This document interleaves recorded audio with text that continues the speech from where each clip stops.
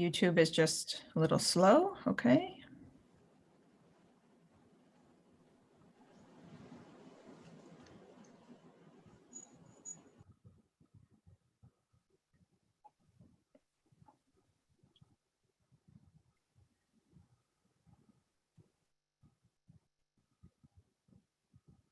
Sonia, I should see that on when I hit go live for YouTube? Sometimes it is a little bit slow to start on your end, but here in the webinar, it does say that we're live on YouTube. Mine Okay. too.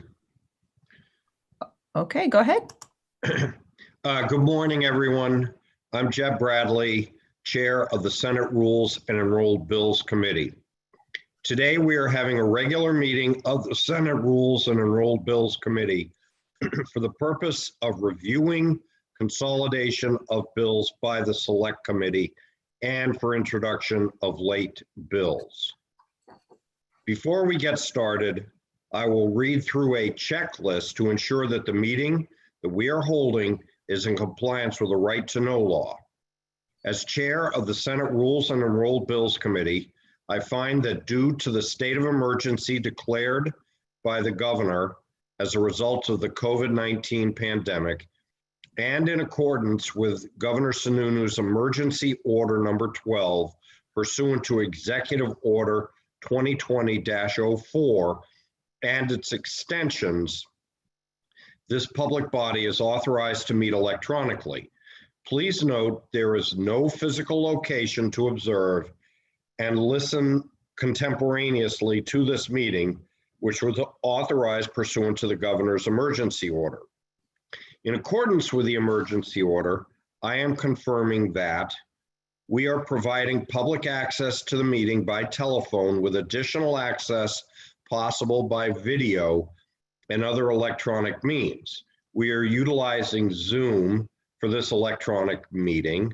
All members of the committee and selected legislative staff have the ability to communicate contemporaneously in the meeting through this platform, and the public has access to contemporaneously watch and or listen to the meeting on Zoom or YouTube and via phone by the following directions and links provided on the General Court website. 2, we have provided public notice of the necessary information for accessing the meeting in the Senate calendar. 3, we are providing a mechanism for the public to alert the public body during the meeting if there are problems with access. If anyone has a problem, please email remotesenate@leg.state.nh.us or call 603-271-6931. In the event the public is unable to access the meeting, it will be adjourned and rescheduled. Please note that all votes taken during this meeting shall be done by roll call vote. Finally, let us start the meeting by taking a roll call attendance. When each member states their presence, please also state where they are and if anyone else is in the room with you during the meeting, which is required under the right to know law. So we'll start with Senator Avard. Here, I represent Nashua District 12. Nobody is in the room with me. Senator Daniels. Senator Gary Daniels, I'm at my home office in Milford and no one is in the room. Senator Carson. Good morning, Mr. Chairman. Sharon Carson. I am at my home in Londonderry and no one is in the room with me. Senator Susie. This is Donna Susie. I am at my home in Manchester and I am alone. Senator Rosenwald. Good morning, Cindy Rosenwald from Nashua. I'm in my home and I'm alone in the room.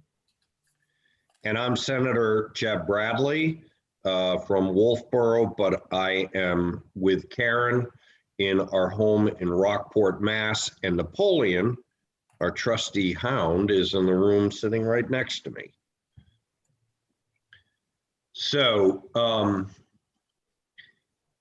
there are two purposes for the meeting today. First is the introduction of late bills, and secondly, consideration of consolidation.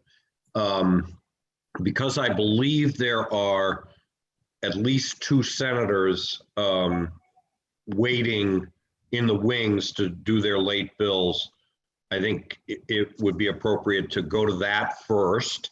And Trish, if you could cue them up. Okay. Sonia, are you? I got it. Okay. I'm bringing in Senator Prentice. Senator Prentice, you can speak now. Great. Would you like me to turn on my camera or just? At your choice, Senator. Oh, I'm happy Actually, attendees can't turn on their camera. All right. Oh, Well, okay. okay. Well, good morning. And good morning, Chairman Bradley and members of the Rules Committee. I appreciate the opportunity to present an introduction for a late bill. For the sake of full transparency, this is a bill that has been introduced in the House, but I do think it's important enough, and I'm concerned that if it doesn't make its way to the Senate, we won't get the opportunity to have a conversation about this. And I only wish that I had had the opportunity to author this myself on the Senate side. So I bring this to you. It is a bill that establishes goals for greenhouse gas reductions. It puts the climate action plan in RSA 125, so it actually consolidates it, puts it in statute where it hasn't been before. It sets up a regular greenhouse gas inventory starting in 2022 as a way of staying accountable and working towards our goals that would be set forth in statute and the climate action plan.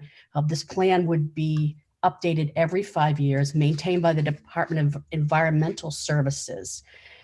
This also repeals and replaces a section of the state energy policy, 37837, stating that this meets New Hampshire's needs, that it would work to keep low-cost energy sources while diversifying and recognizing at the same time that this could, as they're transitioning towards these goals, that there could be costs that are incurred by businesses and the energy community, and it takes that into consideration as well, developing strategies to smooth that transition.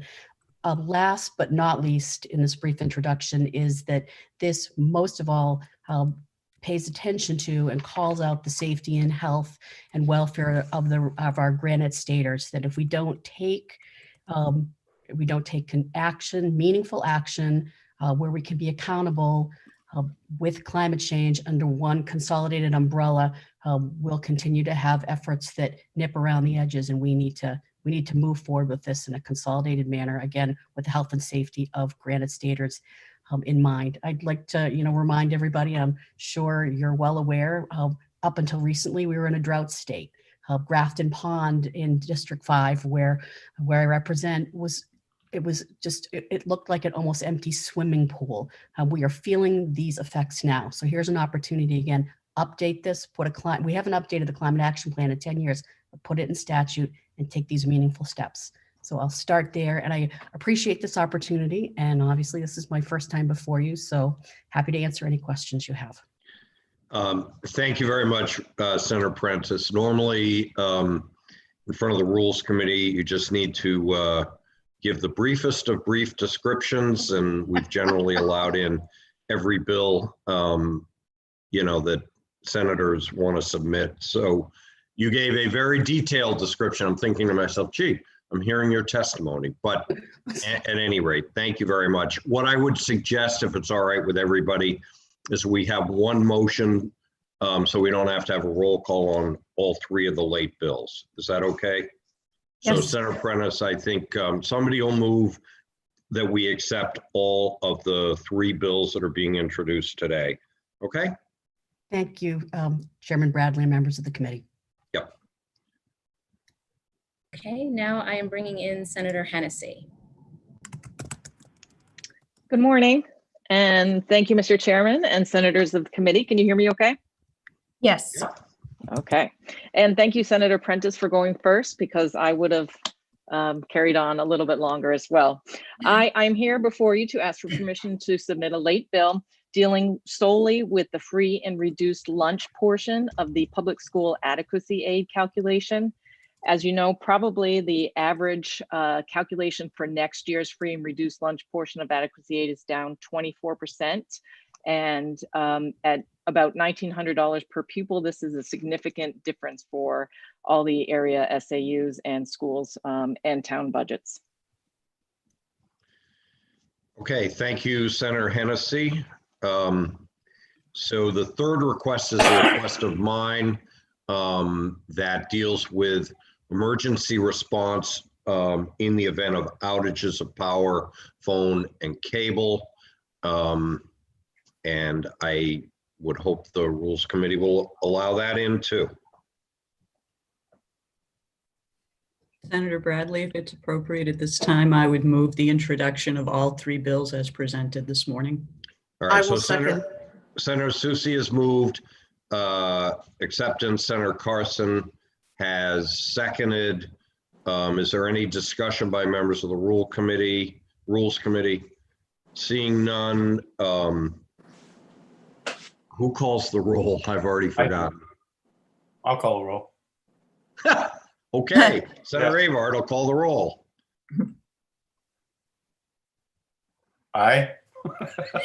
All right, I should call the roll, I think. Yes, Senator Bradley. Senator Avard says aye. Senator Carson. Aye. Senator Susie. Aye. Senator Rosenwald. And Senator Daniels. Aye. And I vote aye also. Now, if Senator Prentice and Hennessy are still on, I am not sure if OLS has established a deadline for late filing when all your information has to be in.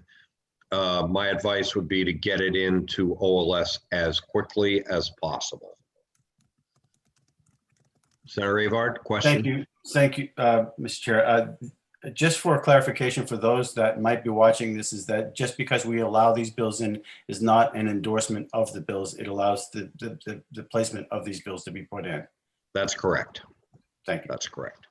And in my time, I would just say this on the Rules Committee, and I think, Senator Susie might chime in on this also.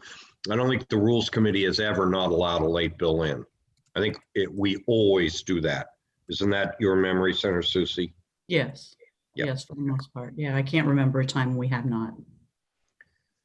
Okay, so that's the first part of the agenda.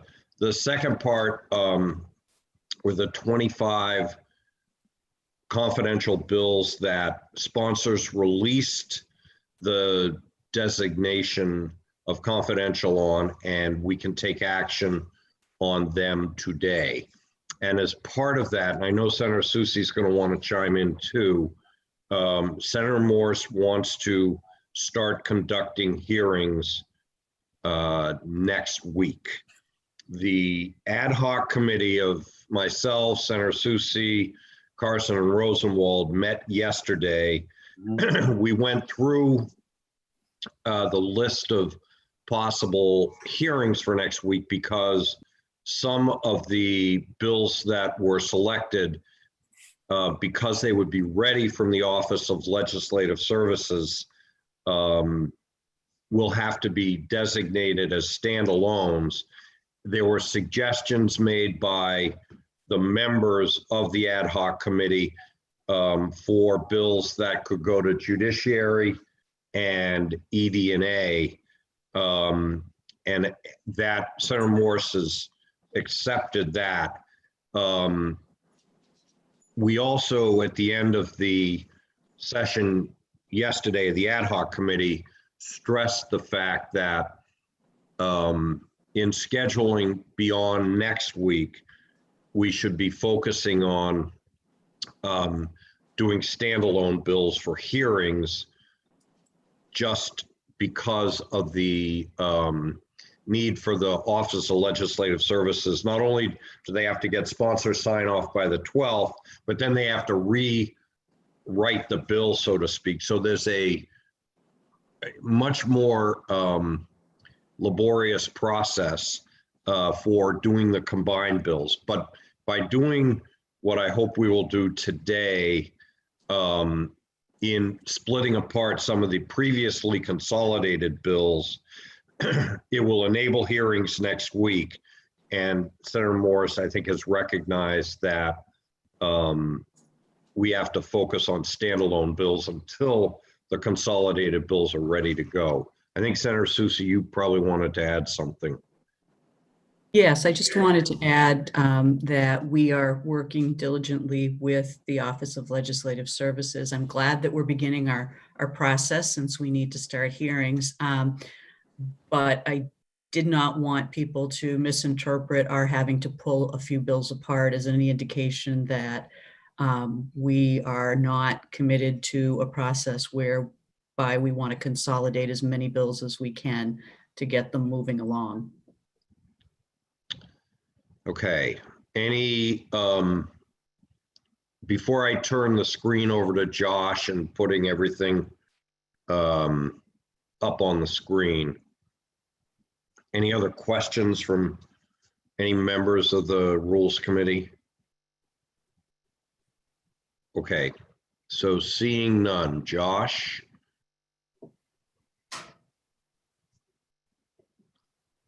There we go. So, Senator, would you like me to walk through the list? Would you like to walk through the list? No, I think you probably have better command of the list, so go ahead. I'll just make sure that hopefully the bills for the hearing get touched on correctly. Go ahead. Thank you, Mr. Chair, members of the committee. For the record, Josh Elliott, Deputy Chief of Staff for the State Senate. Before you is the revised LSR combination list as approved by you yesterday. We've made a couple of changes, again, pulling out those several bills that Senator Bradley had referenced earlier. Largely, those came out of a couple of different combined bills. There were 3 bills that were pulled out of the Educational Organization Omnibus Bill, highlighted here in lines 51 through 55, that are now each standalone bills for hearings. In addition, the liquor combination, which is no longer on this list, was broken apart to allow those bills to be heard separately again for next week, as well as the gaming omnibus bill, again, broken apart to allow for hearings next week. In addition to that, we received, and I'm going to flip to the next page here if it will allow me, roughly, 24 additional bills that were released to us by the prime sponsors for consideration into these combined omnibus bills. So you can see there's a couple of here. I'm going to filter out these standalones here so we can see which ones ended up where. Oops, I did this the wrong way. Excuse me. So you can see there was one additional bill that was added to the insurance omnibus, one additional bill that was added to the environment omnibus, one additional bill added to the election omnibus, and again for the appropriations, transportation, judiciary, and agency requests. So these are all of the additions that were added to additional bills that are all reflected in this sheet. So you can see, for example, that agency request 1066 is now included in this larger master sheet. In addition, there were 3 bills that have been, since the original approval of this list, that have been been withdrawn. Two from Senator Carson, 1 from Senator Avard, and those 3 bills have been pulled from their respective omnibus, proposed omnibus bills. Since they're no longer needed, they're no longer to be considered as part of them. And I would just add that the 3 new combined bills, I think 2 were Senator Sherman and 1 was Senator Khan. Is that correct? And I know that Senator Rosenwald and Senator Soucy spoke with both those, Senator Khan and Senator Sherman, to, as we did in the past, make sure everybody was copacetic with the way things were being combined, and I believe they are. Correct. Yes, so there were a pair of bills from Senator Sherman, a pair from Senator Khan, and then 3 from Senator Carson. And Senator Carson being part of this group, she had already given that approval. And all of the rest are standalone. Correct. Okay. So I think at this point in time, a motion would be in order to, and I think the motion could be fairly simple as long as Trish is good with it, that the motion would be to accept the summary of Josh in how the bills are going to be combined and the bills for next week split off. Does that make sense? Is everybody comfortable with that type of motion? Mhm. Okay, so I'd recognize Senator Susie then for that motion. Yes, I would move that we approve the bills as presented in the combinations and those that were pulled apart as standalone for purposes of conducting hearings next week. I will second, Mr. Chairman. Okay, so it's been moved by Senator Susie. It's been seconded by Senator Carson. Any discussion? All right, then I will call the roll. Senator Susie, Yes. Senator Carson, Yes. Senator Avard, Yes. Senator Daniels, Yes. and Senator Rosenwald. Yes. And I vote yes too. Thank you, everybody. I believe that completes our work. Mr. I Chairman, have indicated to folks there'll probably be another opportunity for late bills. We'll have to, continue to take the temperature of everybody that in our respective caucuses.